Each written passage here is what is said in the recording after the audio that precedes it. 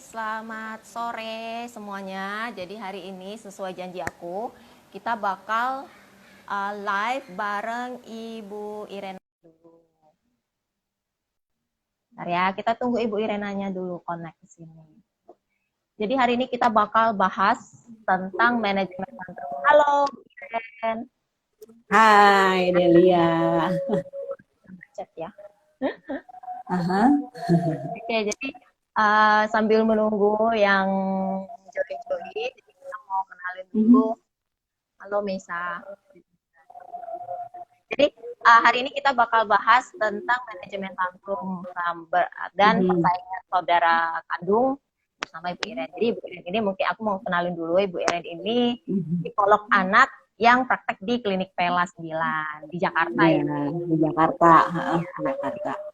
Mungkin di sini ada yang beberapa dari luar Kalimantan juga, mungkin ada yang dari Jakarta, bisa kepo-kepo IG-nya Klinik Pela ya. Nah, jadi hari ini kita bahas tentang yang tantrum ini. Mungkin beberapa yang punya problem kayak gini. Kalau maksudnya yang ibu-ibu kayak anaknya 2 gitu kan, biasa lah ya kalau anak 2 tuh kalau nggak berantem berdua atau salah satunya biasanya lebih garang, suka yang kamu gak jelas gitu ya. Cuman kan kadang ada yang masih yang normal gitu kan.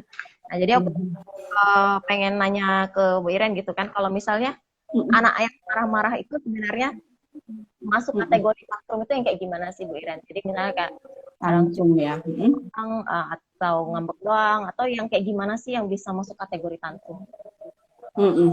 Jadi tantrum itu, sebelumnya terima kasih ya, saya sudah diundang GP Kids untuk sharing-sharingnya. Kita sharing sama-sama aja ya.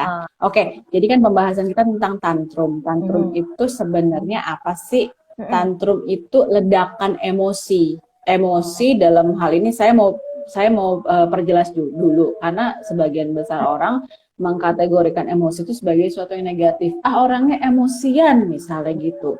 Padahal sebenarnya emosi ini perasaan gitu, feelings. Jadi senang pun itu merupakan sebuah emosi gitu. Senang, sedih, marah, takut itu merupakan emosi-emosi dasar, perasaan-perasaan dasar.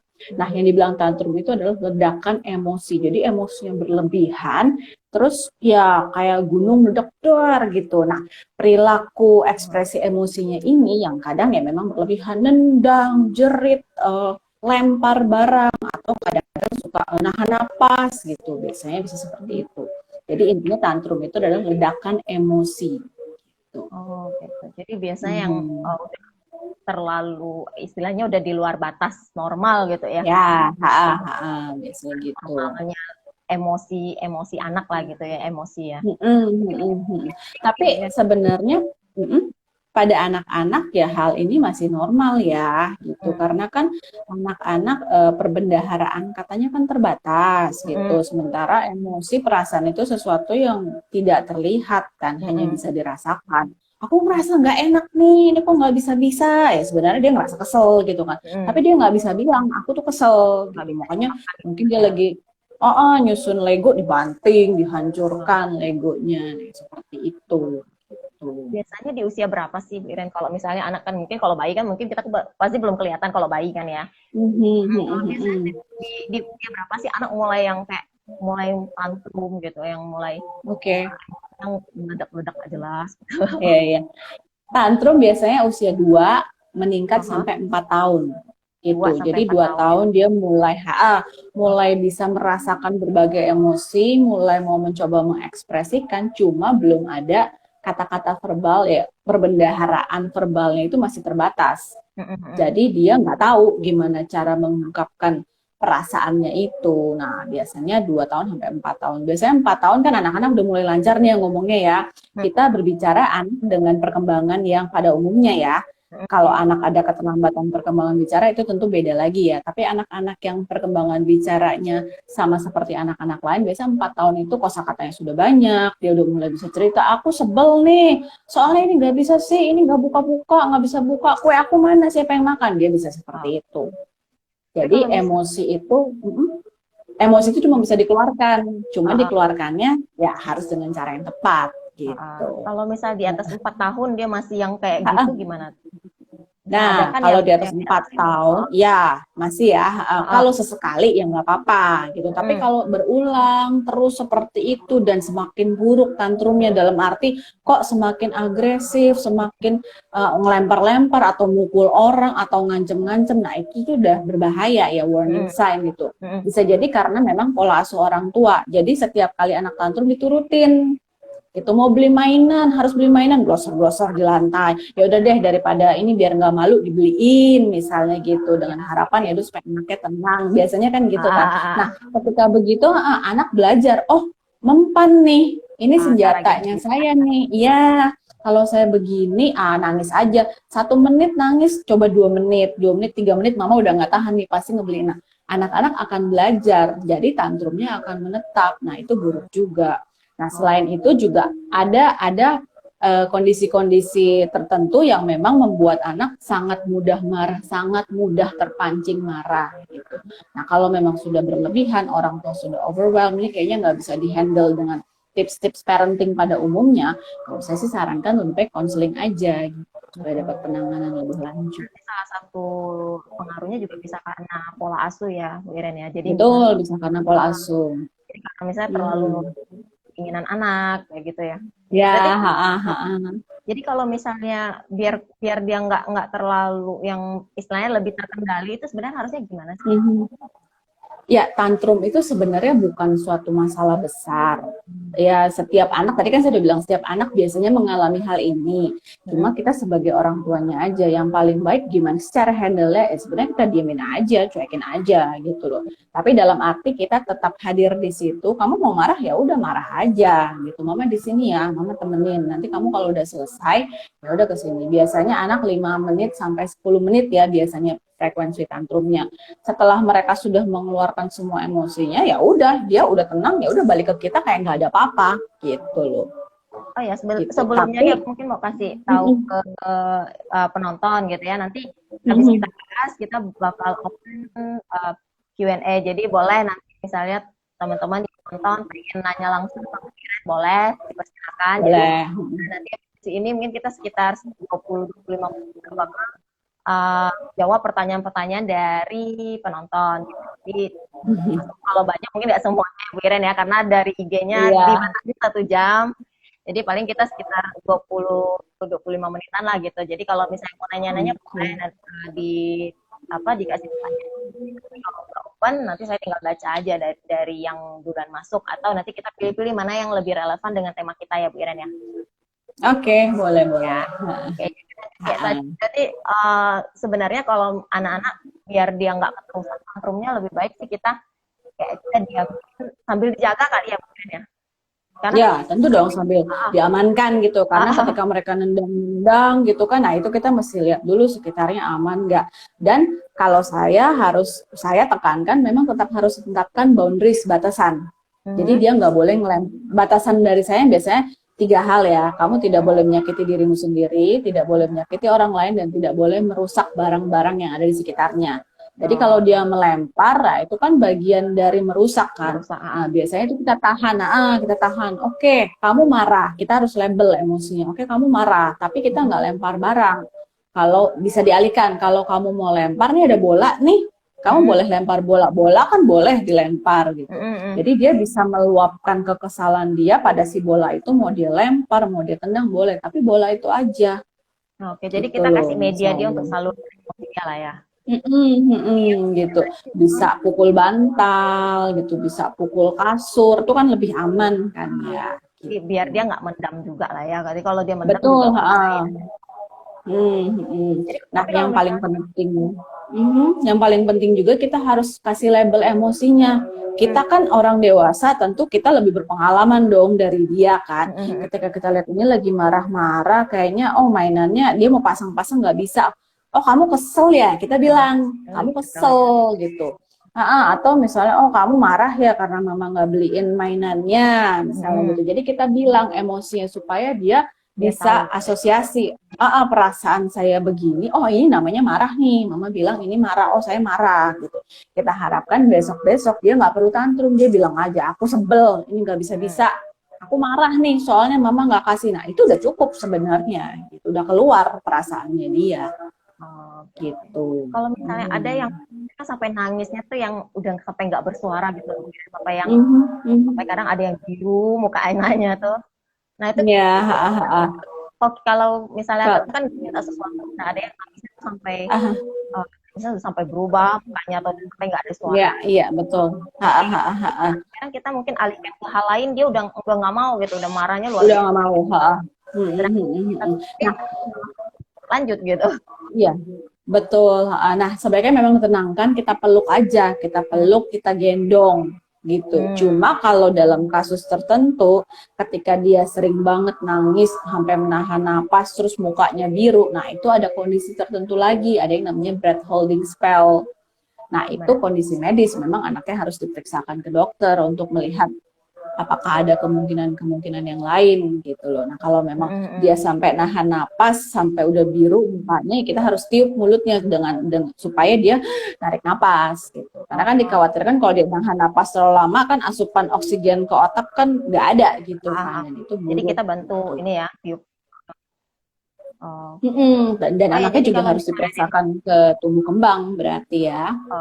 Nah ini kalau misalnya ada yang mau nanya-nanya boleh ya dari sekarang klik aja di komen nanya apa ke Bu Iren, misalnya ada punya problem apa. Kalau bisa sih dikasih tahu ya Bu Iren ya, ini umurnya berapa, ya usianya berapa gitu. Karena beda usia pasti beda penanganannya gitu. Iya betul. Jadi kalau misalnya ada punya pengalaman anaknya tantrum atau misalnya yang suka kelahi saudara gitu ya, kadang kan misalnya kalau anaknya udah dua, itu pasti aduh, aku sejak punya anak dua aja lumayan ya. Iya. 3 tahun. Sering banget gitu ya berantem. Nah, nggak bisa bayangin anak saya aja dua, anak saya dua laki-laki selisih umur 7 tahun, itu pun masih berantem sih ya. Iya, padahal kalau banyak orang nanya, emang masih sering berantem? Masih sering juga ternyata. Jadi padahal 7 tahun ya, ada yang namanya memang itu sibling rivalry ya, jadi cemburu antara saudara gitu. Ya itu menurut saya juga masih wajar-wajar aja ya. Kalau saya sih bilangnya ya romansa, namanya saudara. Pasti kita juga kalau punya kakak punya adik pasti pernah ya berantem kan, iri-irian gitu atau ngata-ngataan gitu, pasti pernah gitu. Sebenarnya sih seperti kayak itu. Ini kan mungkin yang lebih berat sih 1-2 tahun kali ya Bu Iren ya. Ya kalau 1 atau 2 tahun ya balik lagi dia belum bisa mengungkapkan apa yang dia inginkan dengan jelas. Dan anak-anak usia 2 tahun sampai sekitar 6 tahun itu memang masih egosentris, mau-maunya dia sendiri. Saya bukan bilang egois ya, tapi egosentris. Dia melihat segala sesuatu itu dari sisi dia. Jadi misalnya kalau gini, misalnya dia ngerebut mainan adiknya gitu, dia ambil gitu, terus kita datang gitu, aduh, kalau menurut kamu adik kamu mainannya direbut gitu, terus adik kamu ngerasa apa? Nah nanti dia akan bilang seneng. Nah kita bingung kan, loh kok seneng sih adiknya gitu. Nah itu jangan khawatir dulu, karena anaknya memang belum mampu melihat dari sisi si adik. Dia cuma tahu aku pengen mainan itu, aku ambil ya aku seneng, aku gitu, ego aku, akunya yang seneng gitu. Padahal kan pertanyaan kita, adiknya ngerasa apa, mereka belum bisa gitu. Jadi memang masih sulit untuk memandang dari sisi orang lain. Itu sudah ada penelitiannya, dan memang anak-anak usia 2 tahun sampai sekitar 6-7 tahun masih seperti itu. Mereka melihatnya aku maunya begini, pokoknya aku gitu. Dan itu bukan suatu hal yang gimana banget sih, memang perkembangan otaknya, pemahamannya ya kalau kita bilang belum nyampe gitu ya untuk melihat dari sisi orang lain gitu. Kalau dari kita misalnya kita orang tua nih kadang kan aja anak 2 aja kadang suka ngerasa gimana sih biar bisa pas lagi sayang adiknya biar nggak cemburu tuh gimana, terus biar lagi sayang adiknya biar dia tuh nggak apa sih istilahnya nggak iri gitu, itu gimana sih biar balance. Kalau misalnya kita kadang sih kalau aku kan suka misalnya kalau peluk dua-duanya sekaligus, cuman kadang ada yang kita mungkin cuma salah satu, yang satunya mulai cemburu nih gitu, biar adil tuh kayak gimana sih? Nyari perhatian gitu ya. Iya. Nah, balik lagi saya bilang sih sebenarnya masih wajar, karena ya itu kan setiap manusia, nggak cuma anak-anak ya, setiap manusia tuh juga pengen diperhatikan gitu kan. Nah caranya gimana ya, kita memang berusaha seadil mungkin berbagi. Oh kemarin kan udah sama kamu misalnya, hari ini sama Koko dulu ya, mama lagi denger ceritanya Koko, ntar dulu kamu gitu. Kita lakukan juga hal yang sama, misalnya kita lagi main sama adiknya, Kokonya datang nih, kucuk kucuk kucuk, mama ini, mama itu gitu. Iya, bisa Kita kayak gitu. bisa alihkan. Iya, biasanya gitu kan. Mau Ah, cari perhatian main apa sih? Kok aku nggak diajak? Kok ade ah, doang? Biasanya gitu ah, ya. ah. Nah, kita balikin lagi, bilang lagi ke dia, kamu kan kemarin udah, sekarang lagi sama ade. Gitu. Tapi sekali lagi ini nggak segampang itu. Jadi kita perlu konsistensi pengulangan beberapa kali. Nah, itu juga sebagai salah satu cara mengajarkan empati supaya anak egoisnya berkurang. Gitu loh. Dedek juga punya kebutuhan, Koko juga punya kebutuhan, Mama juga punya loh. Misalnya Mama mandi dulu ya, kamu tunggu, digedor-gedor pintunya Oh, biasa gitu ya. Kalau lagi mandi gedor-gedor. iya, iya, Iya betul. tunggu, Mama mandi dulu, nanti baru sama kamu gitu. Tapi begitu kita sama si anak itu, perhatian kita juga jangan terbagi dengan yang lainnya. Salah satu caranya sebenarnya kalau lagi main sama dedeknya, Kokonya dihandle sama yang lain, sama papanya atau sama susnya atau sama neneknya gitu. Begitu juga gantian gitu. Jadi setiap anak merasa spesial. Aku punya waktu juga loh sama mama, aku punya waktu juga sama papa gitu. Tapi balik lagi pada prakteknya nggak segampang itu ya pastinya ya. Perlu Cuman yang kadang nih, konsistensi. kadang misalnya kan kita ngomong, Mhm. kita ngerasa yang besar itu lebih ngerti, yang kecil belum ngerti lah istilahnya ya. Jadi kalau Mhm, mhm. kalau aku tuh kadang kita kadang lebih jadi nomor gitu, karena kita takut dia merasa tersisih gitu loh kalau kita nggak main sama dia atau kita nggak dengar dia cerita gitu. Akhirnya malah Mhm. aku merasa yang kecil nih kasihan gitu loh. Kita jadi Hmm. perhatiin gitu. Kalau masih Ya, ha, ha, ha. masih sama pengasuh gitu ya. Penting pokoknya Ya, dia ya, ya. Ha. ngerti kan gitu. Jadi Mhm, kalau mhm, dia lagi mhm. ngomong kita harus denger gitu karena dia ngomong sampai akhirnya kita Mhm. juga. Nah, kadang kalau aku tuh Oke. kadang kasihan sama adiknya itu gimana Sama tuh? adiknya. Ha, ha, ha. Iya, salah satu caranya ya kalau memang main bareng, Mm-mm. kita mesti menurunkan standar gitu. Misalnya main yang adiknya paham. Jadi jangan yang cuma kokonya yang paham kalau main Mm-mm. bareng nih ya. Dan hal lainnya tentu kita harus ada quality time. Saya selalu sarankan ke orang tua kalau anaknya udah lebih dari satu, itu harus ada quality time each child, setiap anak. Jadi Oh, mama sama koko, mama sama dede. Nggak usah lama-lama sebenarnya 15 menit setiap hari seminggu. Seminggu 5 kali lah ya, Senin sampai Jumat. Itu one on one. Nah, sebenarnya itu juga cukup. Nah, 15 menit itu ngapain ya? Terserah mau main, mau cerita-ceritaan, atau mau menggambar bersama, atau mau mewarnai, misalnya gitu. Dan selama 15 menit itu kita mengikuti anak gitu. Jadi anak jadi leader. bukan kita Mama yang ngarahin ya. mataharinya, iya bukan enggak. Mama mataharinya warna ungu, ya. Oh mataharinya warna ungu kita ngikutin. Padahal kadang-kadang mama-mama sudah gatel. Kok mataharinya warna ungu sih? Harusnya Iya. kuning gitu kan, mengkoreksi. Mengajarkan kok awannya ini, awannya harusnya warna biru. Ini rumputnya hijau harusnya begitu. Kadang-kadang mama-mama terlalu banyak mengoreksi gitu.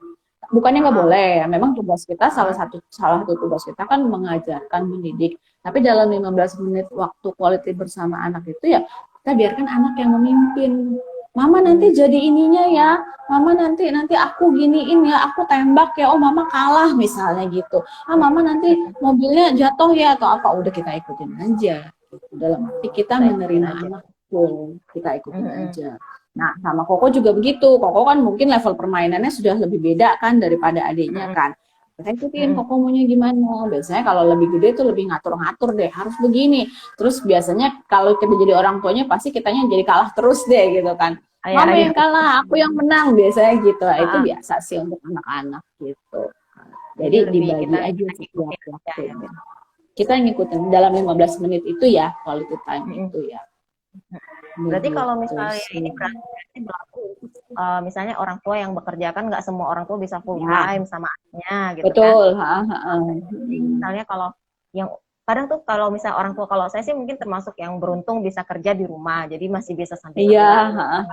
anak gitu. Oke. Nah Ha, kalau ha, misalnya ha. yang orang tuanya apalagi mamanya yang kerja di luar gitu Mhm, loh. Kadang pulang mhm. aja udah capek gitu. Jadi yang gimana Betul. tuh biar biar bisa kitanya bisa istirahat tapi kitanya juga bisa perhatian gitu. Mhm. Jadi Terus bisa Ah, sampai kalau betul untuk orang tua bekerja ya, tapi saya selalu sarankan ketika pulang hmm, itu harus pertama-tama menyapa anak dulu.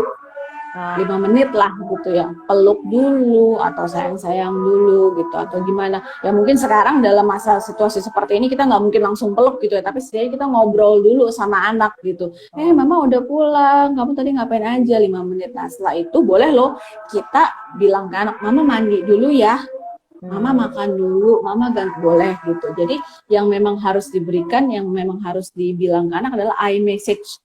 Mama perlu ini, mama ini dulu ya, mama jadi ini kita dulu kasih tahu ya, ya. gitu. Ya kebutuhan kita, bahwa mama kan perlu mandi, mama kan perlu beres-beres. Nah, setelah itu baru, oh kita ngapain lagi, kita ngapain.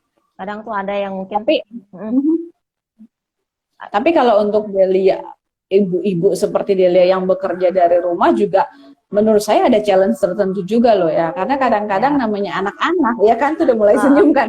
Anak-anak kalau mamanya di rumah, mama punya aku. ah, Pokoknya ah, mama nggak boleh ngapa-ngapain ya kan, kita gitu mau kan. Nah, fokus kerja, yang bentar-bentar mama, nggak bisa, ah, bentar-bentar mama, bentar-bentar ini ah, ambilin dong, bukain dong, apa gitu ah, kan. Nah, yang nah, apalagi sekarang juga masa masa COVID ini mungkin sebagian besar orang tua masih ada yang work from home. Nah, itu hmm, tantangan tersendiri. ya Karena betul, dalam bayangan anak, mama di rumah, mama main, ya gitu. betul, Mama punya aku, mama nggak hmm, boleh ngapa-ngapain. Nah, jadi penting sekali kalau untuk saya ya, menurut saya penting sekali harus ada work zone gitu loh. Kalau mama naik ke sini, ini berarti mama kerja gitu. Jadi hmm, nggak bisa diganggu gitu. Kalau mama pakai laptop ini berarti mama kerja misalnya gitu. Jadi anak memang harus dikasih tahu seperti itu. Mama lagi kerja. Kalau mama masuk ke ruangan ini, mama kerja misalnya. Atau kalau mama lagi duduk di meja ini, mama kerja.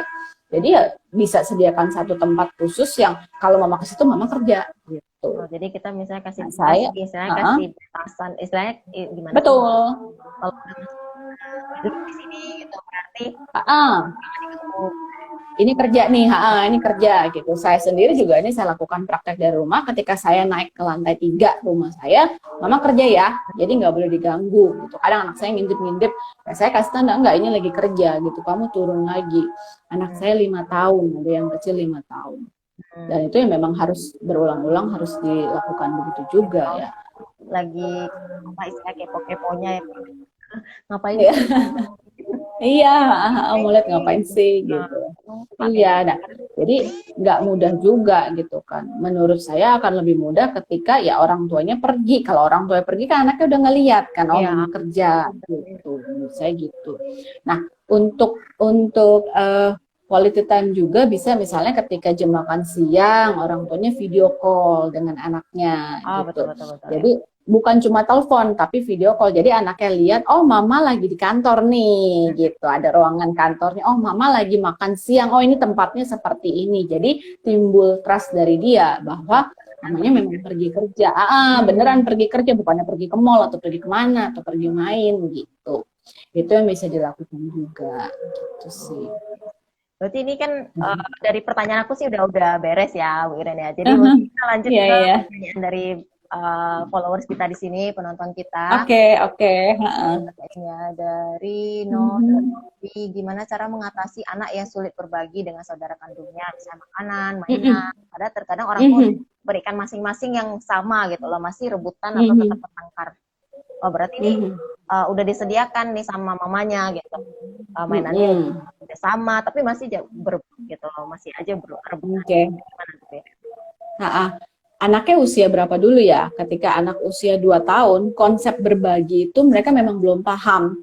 Balik Oh, lagi ini, tadi kan egosentris itu kan ya. Nah, ini punya aku maunya begini gitu. Jadi kita nggak bisa expect anak 2 tahun untuk berbagi. hmm, Anak 2 tahun itu memang kepemilikan, ya udah punya dia atau punya siapa. Jadi memang seperti itu. Nah, bagaimana cara berbaginya ya kita ya sebagai orang tua kita menengahi gitu kan. Oh, siapa yang lihat duluan oh, misalnya. ah, Ada mainan warna merah yang lihat duluan siapa? Oh, si ini, si A yang lihat. Ya udah pakai dulu. hmm, Nanti kita timer, pakai alarm misalnya atau kita hitung sampai 20. Sampai ah, 20 berarti tuker ya ke si B ya. Nanti nah gitu caranya, salah satu caranya. Cuma memang ya tidak ini bukan suatu hal yang gimana banget ya, yang namanya anak-anak pasti memang seperti itu. Kan konsentrasi rentang perhatian memang masih singkat kan, ketika dia lagi main, dia lihat yang lain, nah udah beralih ke yang itu, gitu. Jadi perlu juga orang tua, entah pengasuh ya, memang harus ada yang mendampingi anak-anak dalam bermain, karena gesekan-gesekan itu sangat mungkin terjadi dan sangat sering gitu. Jadi orang tua yang menengahi. Gitu. Jadi kayak tadi juga Gitu memang sih. nggak dikasih tahu sih ya umurnya berapa. Nah mungkin kita lanjut Iya. ya Bu Iren. Jadi Oke. mungkin lebih bagus cantumkan usia. Jadi biar lebih enak Bu Iren istilahnya. Iya. Gitu. Apakah Karena beda perilakunya masih sesuai dengan usia gitu? Apakah sudah berlebihan gitu kan? wajar sesuai usianya gitu Oke. ya. Oke, dari Iya betul. Lorenza 93. Hai Bu Iren, anak saya usia 2,5 tahun belum bisa bicara tapi Oke. bisa sebut Oke. nama-nama binatang jika dia melihatnya. Nah, mau tanya kenapa setiap bangun tidur seperti tantrum gitu ya? Jadi mungkin setiap bangun anaknya marah-marah kali Bu Iren. Itu kenapa tuh? Anak 2,5 tahun, jadi kalau dalam perkembangan bicara, anak 2 tahun itu harusnya sudah mulai merangkai kalimat 2 kata. Mama sini, mau minum, nggak mau, udah seperti itu. Kosakatanya sudah sekitar 200-250 kata. Nah, kalau memang sudah menyebut kata, ya berapa banyak kata-katanya gitu ya, mungkin perlu dicek juga. Kalau pagi bangun, nangis, ya apakah dia tidak melihat ibunya? Karena biasa kalau anak bangun itu rasa nyaman dia ya pada ibunya, gitu. Dia mau lihat mamanya. Jadi sebisa mungkin, ketika anak bangun, kita ada di situ, kita hadir di situ, gitu. Atau misalnya kita dengar suara anak ya, misalnya kita lagi di bawah nyiapin makanan gitu kan, kita bisa bilang, mama ada di bawah, mama ada di bawah, lagi di dapur, gitu. Kita tinggalin dulu, kita samperin anaknya, gitu. Berarti 3 menit pertama anak bangun sama 3 menit anak sebelum tidur yang menurut saya itu penting juga ya. Secara fisik sebisa mungkin, ya tentu saya nggak bisa bilang idealnya seperti apa, tapi sebisa mungkin kita hadir. sebelum dan setelah pas dia bangun ya. Ya, sebelum dan sudah dia bangun 3 menit pertama kita peluk dulu atau kita elus-elus gitu, pakai kata-kata yang lembut gitu. Itu penting untuk perkembangan dia. Oke, berarti memang harus mamanya terutama ya, kalau bisa ya. Terutama mamanya, Iya, karena mama itu kan sebagai primary caregiver kan, mama yang mengandung si anak kan selama 9 bulan. Jadi memang harusnya kedekatan emosinya dan utamanya dengan mama gitu. Berarti kita lanjut nih Bu Iren ya. Jadi ini sahabatku nih Bu Iren. Oke. Dari Alexandria Evi. Ini anak saya sulung 13 tahun, cewek, yang bungsu 2 tahun. Sering ribut juga, beda jarang jauh ya. Banget ini. Sering ribut juga, jarang banget akurnya. Dan si adik tiap kali lihat kakaknya udah histeris duluan. Gimana caranya? Berarti dia kakak adik selisihnya lumayan, berarti 11 tahun ya. Selisih 11 tahun ya. Enggak, jadi sadar gitu, karena adiknya setiap lihat kakaknya udah histeris duluan gitu. Jadi deketinnya gitu. Harusnya kakaknya sudah bisa diajak ngomong ya. Jadi sudah bisa diajak, udah besar kan, diskusi one on one gitu. Kok mama lihat kamu selalu begini sama adik kamu, ada apa ya? Kamu maunya gimana gitu? Apa yang membuat kamu seperti itu? Jadi kita berusaha memahami dulu nih, apa sih latar belakang, kan setiap perilaku itu pasti ada alasannya kan, kenapa dia lakukan begini, kenapa dia begitu. Pasti ada alasannya kenapa dia lakukan seperti itu. Dugaan saya mungkin memang ada sibling bravery. 11 tahun loh dia jadi anak tunggal. 11 tahun semua perhatian tertuju pada dia gitu kan. Tiba-tiba ada si makhluk ini gitu yang entah dari mana, atau dia datang. Dan biasanya kan kalau bayi gitu kan semua orang fokus pada si bayi kecil yang baru lahir ini, karena si kakaknya merasa terabaikan gitu loh. Nah, jadi menurut saya tanya dulu sama si kakaknya, ajak ngobrol, kenapa sih kamu seperti ini? Apa sih yang membuat kamu maunya gimana? Dan terima dulu semua apa yang dia omongin. Kadang-kadang orang tua gitu, anak baru ngomong, lah kan kamu kan udah umur segini harusnya udah ngerti, udah merepet dulu kan, anak jadi males kan gitu.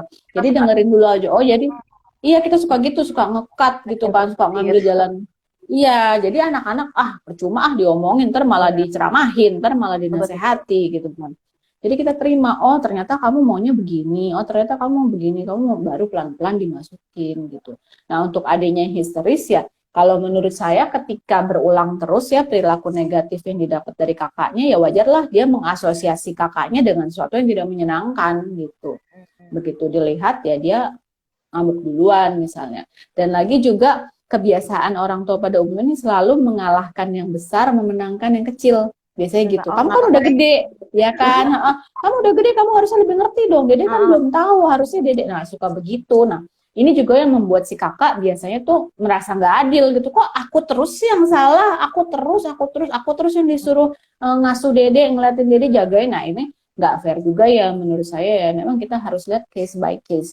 Saya sendiri pada anak-anak saya ya kadang-kadang yang gede ngisengin yang kecil, tapi ada kalanya yang kecil mukul duluan gitu. Nah saya bilang gitu, oh, kamu salah, kamu nggak boleh gitu, minta maaf sama Koko. Jadi kita nggak selalu memenangkan si kecil, nggak selalu mengalahkan yang gede gitu. Tapi per kasus nih, siapa yang salah, ini gimana dulu gitu. Biar anak merasa, oh adil, aku nggak, bukan cuma aku loh yang disalahin, si Dede juga kalau dia salah, dia juga disalahin gitu. Apalagi 13 tahun tuh masa apa sih istilahnya, masa anak tuh egonya keluar ya Bu Iren ya. 13 tahun itu juga dia memang masih labil juga sih ya, pencarian jati diri. 13 tahun juga kadang-kadang ya suka berulah lah gitu kan, karena dia lagi nyari-nyari, dibilang kecil bukan kecil lagi, dibilang gede nggak gede juga, memang bingung juga sih ya dia. Sama diri sendiri juga. Mungkin betul, memang dia sebenarnya dia butuh perhatian lebih, tapi aduh kok mama lebih sayang Dede gitu. Nah kadang-kadang orang tua juga abai, 13 tahun udah bisa sendiri gitu. Padahal kan secara emosional mereka masih mau deket dong sama orang tuanya. Kita merasa dia udah gede. Jadi, gitu ya. Iya, udah bisa apa-apa sendiri. Ini kan yang kecil belum bisa biasanya gitu, karena perlu juga quality time ya, one on one dengan dedeknya sendiri dan dengan kakaknya sendiri. Oke, berarti memang harus lebih mendekati yang besar menurut Beren ya kalau gitu ya. Iya, ngajak ngobrol yang besar. Iya, betul. Kalau kakaknya udah beres, istilahnya udah ngerti, dedeknya bakal pelan-pelan bisa deket sama kakaknya gitu ya. Bakal lebih tenang. Iya, bakal lebih tenang lagi harusnya gitu. Oke, kita lanjut ya dengan Oke. Pauling, oh ini ceceku. Anak umur 6 tahun, anak kedua 2 tahun. Beda 4 tahun. Dorong. Oh, jadi cecenya ini sering dorong sama cubit adiknya. Nah, apakah boleh anak pertama dihukum dengan nggak kasih lihat HP? Jadi misalnya kalau lagi salah gitu kan, jadi misalnya kakaknya lagi ngerti adiknya gitu, itu dihukum, gitu. Oke. Kalau saya sih lebih setuju konsekuensi ya. Jadi konsekuensi ketika dia melakukan itu apa gitu. Nah, kalau mencubit dengan melarang HP itu kan nggak nyambung kan. Orang dia mencubit kok dia itu kan melarang HP, itu nggak nyambung sebenarnya konsekuensinya. Akan lebih baik kalau dia mencubit adiknya, ya kita konsekuensinya adalah misalnya kamu ambil minyak dan gosokin bekas cubitan itu, jadi menyembuhkan bekas cubitan itu gitu loh. Itu lebih nyambung konsekuensinya, karena kamu lakukan begitu, kamu harus sembuhkan si adik dengan cara yaitu ngolesin minyak atau apa gitu. Tapi tentu perlu harus ditanya apa sih yang membuat dia cubit, dan satu lagi apakah dia mencontoh, dia meniru nggak nih dari orang tuanya. Orang tuanya kalau marah juga nyubit misalnya gitu. Nah itu kan perilaku yang meniru. Papa mama boleh, kok aku nggak boleh misalnya gitu. Jadi harus diubah dulu pola asuhnya. Kita kadang-kadang memang kesel ya, suka gemes gitu ya. Tapi sebisa mungkin kita tidak main fisik gitu loh. Dan sebisa mungkin kita juga ajarkan ke anak-anak, kamu marah, kamu boleh marah, tapi kita nggak cubit ya. Kalau marah kita nggak cubit, kalau marah kita nggak pukul. Kita sebagai orang tua juga nggak boleh kayak gitu ya. Jadi kalau misalnya sebaiknya juga kalau misalnya anak ini udah aduh istilahnya udah nakal gitu loh. Kita kadang kan mau hukum. Kadang kalau nggak cubit kadang kita pakai tangan nih. Iya. Kalau misalnya nggak boleh hukum fisik nih, sebaiknya gimana nih? Konsekuensinya aja kalau saya bilang, misalnya yang berhubungan, misalnya apa ya? Misalnya dia nggak mau beresin mainan, kita udah bilang terus berkali-kali, konsekuensi kan ada konsekuensi alami, ada konsekuensi logis gitu. Konsekuensi alami kalau dia nggak beresin mainan kan mainan berantakan, nanti kalau dicari nggak ada misalnya. Tapi kadang nggak mempan nih kan, biarin aja mainannya hilang, biarin aja nggak ada gitu kan. Nah konsekuensi logisnya ya misalnya mainannya kita simpen, ya udah kamu nggak boleh main lagi gitu. Ini baru aja saya juga nyimpen tembak-tembakannya anak saya nih, karena saling serang berdua gitu kan. Saya udah bilang ke dia kalau tembak-tembakan saya udah bikin target, kamu serang ini aja di dinding, tapi masih terus dilakukan, masih ya udah saya ambil, saya simpen, kalian nggak main ini lagi ya. Jadi yang kecil nggak main, yang gede juga nggak main gitu. Itu pas ngambilnya Jadi itu langsung konsekuensi diambil aja itu atau diomongin baik-baik dulu?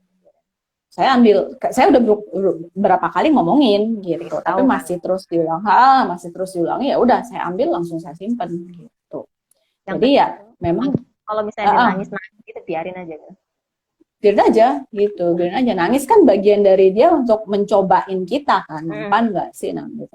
Saya bilang, mama udah bilang berapa kali, kamu masih begitu ya udah nggak main ini lagi gitu. Jadi konsekuensi ketegasan, tapi memang perlu latihan ya untuk bisa tegas tanpa emosi, tanpa marah gitu ya. Nah, biasanya tuh kalau kita mukul, kalau kita nyubit itu udah kebawa marah gitu loh. Jadi udah gemes banget gitu kan, nggak tahan, kita pukul gitu, atau kita cubit. Nah, itu penting sekali untuk orang tua bisa meregulasi emosi, mengatur perasaannya dia gitu ya. Gimana caranya supaya kita kan sebagai orang tua, kita mendidik, kita mengasuh gitu kan. Karena buruknya apa? Kalau kita kasih hukuman fisik, yang dia ingat rasa sakitnya, dicubit, sakit. Tapi dia nggak tahu kenapa dia dicubit.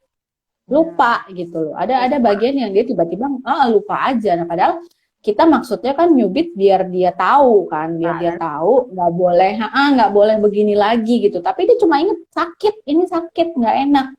Tapi kenapanya nggak tahu kenapa. Nah, jadi kurang begitu efektif sih kalau menurut saya. Dan kalau dia udah lebih gede, dia kan bisa kabur gitu kan. Dia bisa kabur atau dia badannya lebih gede, pukulan kita nggak mempan, cubitan kita nggak mempan, ya kita mesti nyari cara lagi dong yang lain. Kalau aku juga pribadi ya, Bu Iren ya. Biasa kalau misalnya anaknya kesalahan juga kadang dia kan main handphonenya tuh Senin, Rabu, Jumat, Minggu doang gitu. Kan saya ada jadi nggak tiap hari gitu. Tapi kalau misalnya dia ngelakuin kesalahan, saya juga suka misalnya bikin daya berarti besok nggak boleh main handphone ya, atau seminggu yang nggak boleh gitu.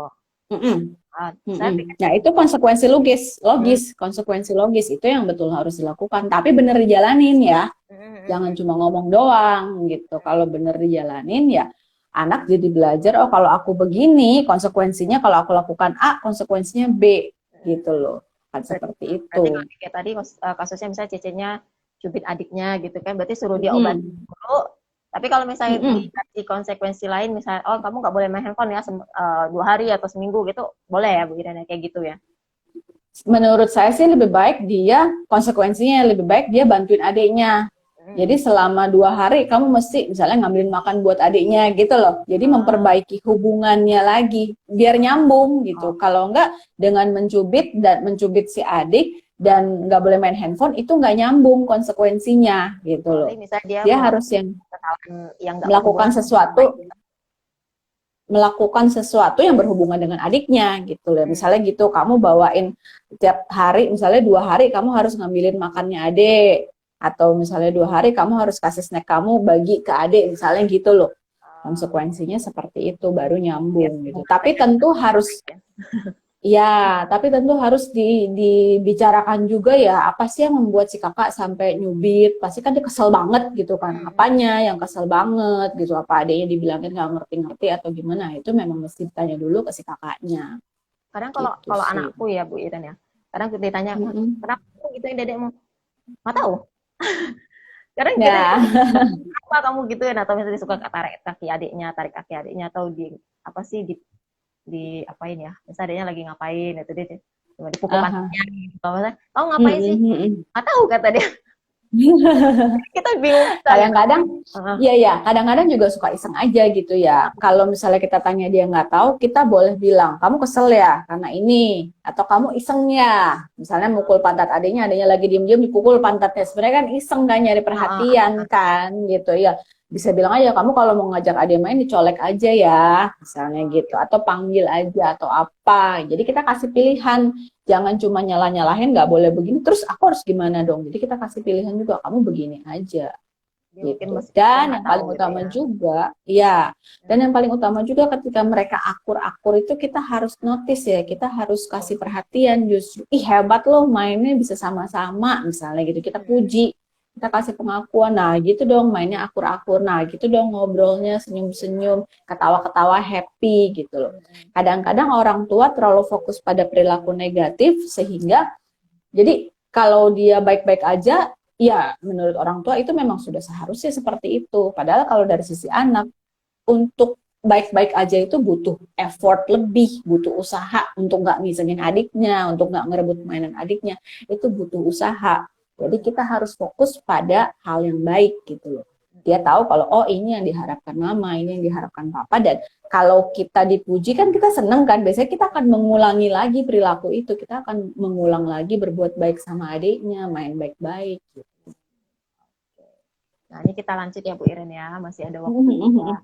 Nah, ini dari link Oke. ini gimana cara ngatasin anak yang susah dibilangnya secara lembut, malah yang ada tambah cengeng dan mau dibentak dulu baru bisa ngerti dan nggak cengeng lagi. Gimana ya cara baiknya? Baiknya apa tetap dibentak gitu. Jadi anaknya nih kalau diomongin baik-baik nggak mau dengar gitu, maksudnya mau udah dibentak dia baru baru nggak nangis gitu loh. Jadi gimana ya cara baiknya apa tetap dibentak gitu loh. Sebenarnya ketika dia lagi nangis gitu kan itu bagian dari tantrum juga ya. Tadi saya udah bilang ketika dia lagi tantrum ya ada baiknya didiamin aja. Percuma kita ngomongin kayak apa juga dia nggak akan dengar gitu. Jadi ditenangkan sampai dia diam aja gitu. Atau biarkan saja sampai dia diam. Nah yang harus dilakukan adalah ketika anak sedang tenang justru kita ajak ngomong. Kenapa sih kamu selalu nangis? Apa sih yang bikin kamu nangis? Kalau kamu nangis kan mama nggak ngerti kamu ngomong apa. Kita bisa tiruin. Saya nggak tahu usianya berapa ya, tapi kita bisa tiruin. Oh, kamu ngerti nggak mama maunya apa? Dia juga bingung kan, nggak tahu mau ini mau bukan. Nah, tapi kalau kamu ngomong mama mau ini, jadi kita role play gitu loh. Misalnya mama yang nangis ya, kamu yang dengerin, kamu ngerti nggak mama maunya apa? Pasti nggak tahu kan. Tapi kalau kamu ngomong begini, oh ternyata kamu maunya ini, kamu maunya ini kan, mama jadi ngerti gitu. Kayak gitu diomonginnya pas Sebaiknya dia sih udah seperti tenang itu. atau uh, Pas dia udah tenang. dia udah tenang ya? Karena kalau dia lagi marah juga nggak mungkin.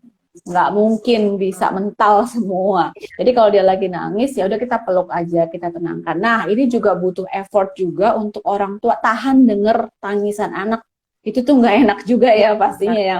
Meluk, nangisnya di kuping kita gitu kan. Nah, itu juga memancing memancing perasaan marah kita. Gitu. Jadi marah, kita jadi gregetan gitu. Tapi ya balik lagi itu latihan, tidak mudah tapi tentu bisa dilakukan.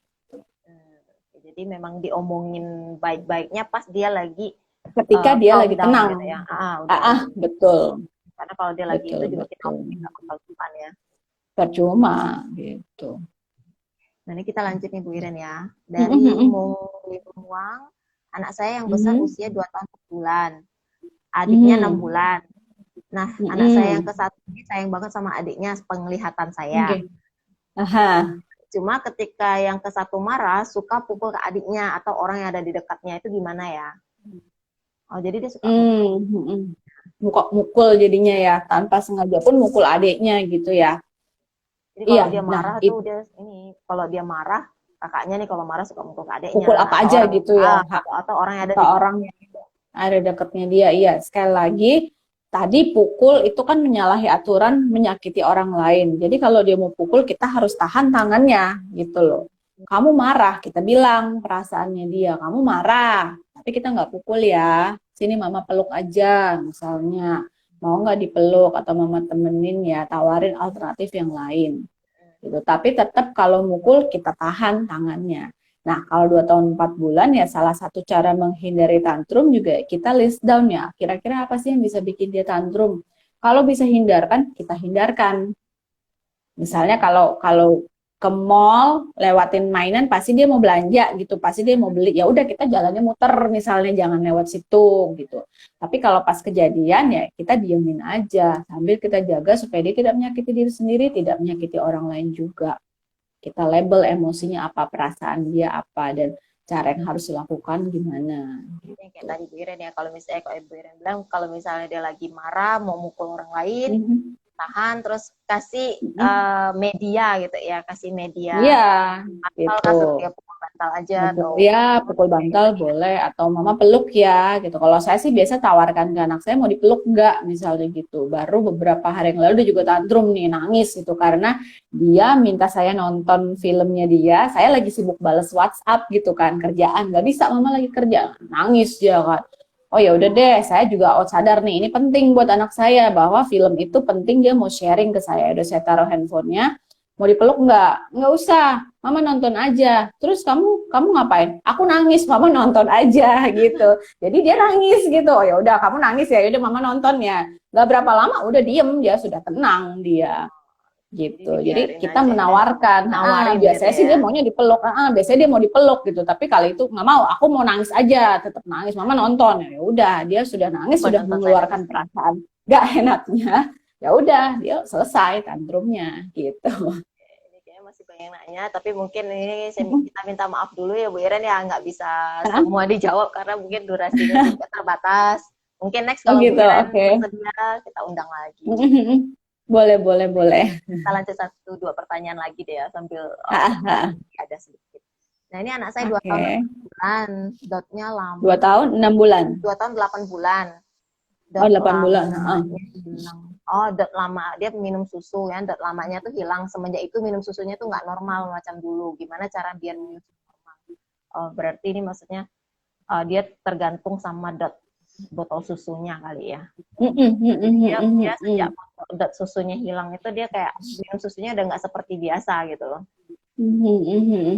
Ya, 2 tahun 8 bulan ya dia harusnya udah mulai ada timbul rasa bangga pada dirinya gitu ya. Jadi kita bisa bilang aja, oh kalau anak gede nih 2 tahun kan udah gede nih minumnya kayak gini, kayak papa, misalnya pakai sedotan atau gimana cara yang lainnya. Nah kita contohkan. Kita contohkan juga ke dia kalau udah 2 tahun nggak gitu lagi minumnya itu kan buat baby. Misalnya kan kamu kan udah 2 tahun, udah gede loh kalau 2 tahun itu gitu. Tapi berpatokan pada umur ya. Kadang-kadang kita suka bilang kamu udah gede, tapi di perilaku yang lain kamu masih kecil. Nah, anak kan bingung kan harusnya gimana gitu.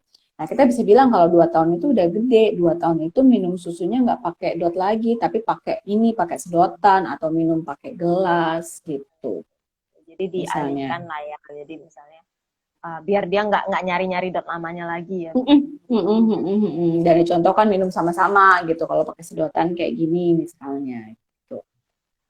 Nah ini kita lanjut lagi ya sama Justin Roses. Kalau ngomong berulang kayak beo dan harus diturutin baru bisa berhenti. Cara ngatasinnya gimana? Karena kadang yang diminta hal sepele seperti buang bungkus makanan ke tempat sampah gimana dan terlanjur dibuang kakak. Maksudnya gimana ya? Usianya berapa ya ini ya? 3,5 tahun. Banyak hal sepele yang diminta kayak buka gorden tiap pagi. Kadang saya lupa terlanjur buka gorden duluan. Di situ saya sudah marah. Tapi jadi ngomong berulang minta dia buka. Oh jadi maksudnya mungkin dia minta terus buka gitu. Mamanya ini kasih perintah tapi anaknya nggak. Bentar ya saya baca ulang. Kalau ngomong berulang dan diturutin dan cara karena kadang yang diminta sepele. Usia 3,5 tahun banyak aku yang nggak ngerti. Banyak buka gorden tiap pagi. Kalau saya dengar dari itu sih ada kekakuan ya, rigiditas. Jadi harus begitu. Nah ini bukan suatu hal yang baik juga ya. 3 tahun saya nggak tahu perkembangan bicaranya seperti apa, interaksinya seperti apa. Tapi anak 3 tahun tuh harusnya udah lebih fleksibel sih ya.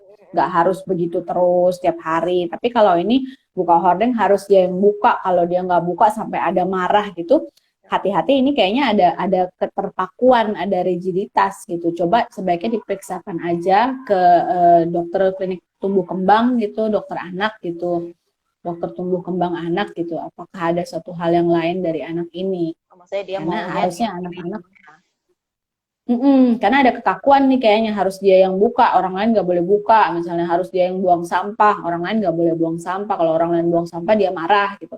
Harusnya 3 tahun kan udah mulai fleksibel kan, nggak apa-apa gitu. Harusnya begitu. Coba aja Betul, diperiksakan dulu. tumbuh kembang anak ya. Tumbuh kembang anak gitu. Ini satu lagi nih, mungkin satu lagi aja. Mm-mm. Satu atau dua. Nah, anak saya usia 2 tahun 6 bulan. Kalau main sama sepupunya Mhm. atau anak-anak seusianya, kalau rebutan main suka marah-marah dan nangis. Kadang juga suka kalah Hmm. sama seusia dia. Yang kayak tadi Suka berarti kalah sama anak seusia, iya 2 tahun 6 bulan kan tadi saya bilang masih wajar ya, dia masih perkembangan egosentris. Jadi saya juga sebenarnya tidak sarankan anak untuk selalu berbagi ya. Balikin gini aja deh sebagai orang tua gitu. Kalau ada temen mau minjem rumah kita, emang kita kasih. ya, Kalau ada temen mau minjem mobil kita, emang kita kasih gitu kan. Nggak selalu juga kita kasih, dan nggak apa-apa kalau nggak dikasih gitu. Jadi 2 tahun 6 bulan memang harus ada orang dewasa yang mendampingi ketika main. Ketika ada gesekan seperti itu, orang dewasa harus intervensi. Siapa duluan? Ayo, misalnya ini duluan, ya udah kamu tunggu berapa menit gitu, pasang alarm atau dihitung gitu. Dan memang menurut saya jangan selalu membiasakan anak berbagi juga. Kadang-kadang ada anak-anak, aku kan udah bilang pinjam, kok tetap nggak boleh sih? Nah, gitu kan, itu kan maksa gitu kan loh. Itu padahal haknya si yang pemilik barang dong. Kalau memang dia punya dan dia nggak mau pinjemin, ya nggak apa-apa gitu. Saya juga ajarkan begitu ke anak saya. Yang kecil mau minjem barang ke yang gede, dia harus minta izin dulu. Kalau nggak dikasih, oh ya udah, itu punya si Koko. Berarti kita nggak bisa pakai hari ini, mungkin besok misalnya gitu. karena Begitu juga saya ajarkan. terus juga anaknya jadi kayak bisa jadi Iya, harus dia. Jadi kalau dia gede harus nanti karena pemahaman dia semuanya harus ngikutin dia, semua harus ngasih, padahal nggak gitu kan gitu. Jadi memang harus ada intervensi orang dewasanya juga, entah itu guru kayak mungkin atau pengasuhnya atau siapanya gitu, yang menengahi. satu lagi nih terakhir ya. Dari Via Maya, bagaimana cara kita sebagai guru menghadapi anak yang tantrum ketika anak di sekolah, khususnya di kelas? Nah, ini mungkin Jadi di kelas gitu ya. karena bukan anak sendiri kan. Nah, kalau di kelas ada baiknya memang kita bikin pojok tenang gitu loh. Jadi ketika anak tantrum bukan sebagai hukuman ya, kita jangan berdiri di sudut, enggak, tapi itu sebagai pojok tenang. Makanya kita bilangnya tenang gitu. Kamu lagi kesel, daripada kamu marah-marah, nyakitin diri sendiri, udah kamu ke situ dulu aja, tenang. Kita bisa siapkan beberapa buku bacaan di sana, atau beberapa kertas mewarnai, kertas buat gambar-gambar gitu. Jadi dia bisa menenangkan diri di sana. Ketika dia sudah tenang, kamu kesini lagi. Nanti baru ngobrol sama ibu atau ngobrol sama miss gitu. Jadi sediakan pojok tenang gitu loh. Tapi bukan yang mengerikan yang nggak ada apa-apanya gitu ya. Bangkunya misalnya warnanya cerah, terus sediakan beberapa aktivitas yang bisa mengalihkan perhatian dia. Salah satu contohnya begitu. Ini karena terbatas waktu ya Bu Iren ya. Jadi mungkin kita bisa jadi semua, mungkin next time kalau misalnya Bu Iren bersedia, mungkin kita undang lagi gitu kan. Boleh. Sebagai kesimpulan aja nih Bu Iren, berarti tadi menghadapi tantrum, manajemen tantrumnya anak itu sebenarnya yang pertama kita jaga pas anaknya lagi tantrum ya. Iya, kita jaga aja. Menyakiti diri sendiri, menyakiti orang lain, sama menyakiti orang lain, merusak barang-barang. Ya, sama berarti kalau lagi tantrum kita peluk aja gitu ya. Kita peluk aja, atau kalau nggak mau udah kita temenin aja di sebelahnya dia. Salah satu yang penting juga, orang tua harus tenang gitu. Kadang kalau anak udah tantrum kita kepancing kan gitu. Diam dong, diam.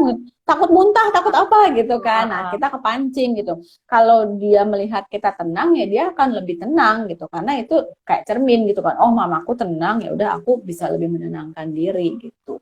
Sama juga kalau misalnya berantem gitu ya, biarin ya. Berarti kita mesti yang quality time dengan misalnya kalau setiap anak quality time. Jadi nggak sekaligus ya Bu Iren ya. Jadi misalnya hari ini sama boleh sekaligus, tapi harus ada waktu. Jadi boleh loh main bertiga sama semua anak, main berempat sama papanya itu boleh. Tapi tetap harus diusahakan ada yang one on one gitu, supaya setiap anak juga merasa spesial gitu. Aku tetap punya waktu sama mama sama papa. Gitu. Oke. Dan sama ini mungkin yang terakhir aku pengen nanya. Kalau misalnya anak tantrum kan mungkin sebenarnya wajar karena dia masih belum bisa mengekspresikan emosi dia kan ya.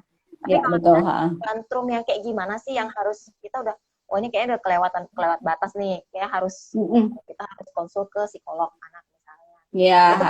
Jadi udah kayak gimana sih kita harus kayak gimana? Konsul ke psikolog. Jadi tantrum yang wajar itu misalnya sebulan 10 kali tantrum masih wajar. Tapi kalau sebulan udah 30 kali tantrum, terus Artinya setiap tantrumnya hari. itu iya setiap hari tantrum, tantrum Hmm. terus berlebihan, marahnya tuh sampai susah ditenangkan, sampai setengah jam juga nggak diem-diem, terus marahnya dia sampai menyerang orang, agresif gitu ya, menyerang orang atau dia menyakiti diri sendiri, atau tadi kayak yang breath holding spell dia menahan napas, nah, itu tuh udah mulai tidak wajar gitu. Sama juga dengan ya sibling rivalry juga ya. Tadi kan saya bilang ya ini romansa kakak adik biasanya. Tapi ketika udah saling serang gitu, udah Saling menyakiti membahayakan, gitu ya. saling menyakiti. Saya punya kasus sibling rivalry yang adiknya itu kalau marah bisa sampai ngebalik meja, terus ngelempar botol ke kakaknya. Nah itu udah waspada, hati-hati. Sebaiknya memang dikonsulkan ke psikolog atau konselor atau psikiater malah gitu. Karena itu sudah overwhelm di luar batas kemampuan orang tua ya, harus ada penanganan dari profesional.